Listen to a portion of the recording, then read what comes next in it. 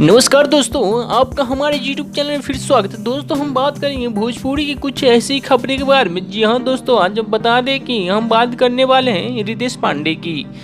जी हाँ दोस्तों, बता दें कि इस लॉकडाउन में एक रितेश पांडे का गाना है जो बता दें काफ़ी वायरल हो रहा है ये गाना। जी हाँ दोस्तों, बता दें कि आप लोगों को अगर ये गाना आपने नहीं सुना है तो ज़रूर जाकर सुने और उम्मीद है कि आपको ये गाना काफ़ी अच्छा लगेगा। और बता दें कि गाना काफ़ी ज़बरदस्त है। और बता दें आप लोगों को ये गाना अभी तक 1 मिलियन से ज़्यादा लोगों ने इस गाने को सुन चुके हैं। जी हाँ दोस्तों, बता दें कि इस गाने में काफ़ी अच्छा ये है कि जो कि लॉकडाउन में ये गाना काफ़ी वायरल हो रहा है। जी हाँ दोस्तों, बता दें कि इस गाने को गाया है रितेश पांडे और अंतरा सिंह प्रियंका ने। जी हाँ दोस्तों, बता दें कि इस गाने को लिखा है RR पंकज और इस गाने में म्यूजिक दिया है आशीष वर्मा। जी हाँ दोस्तों, बता दें कि इस गाने को रिधि एंटरटेनमेंट YouTube चैनल पर अपलोड किया गया है।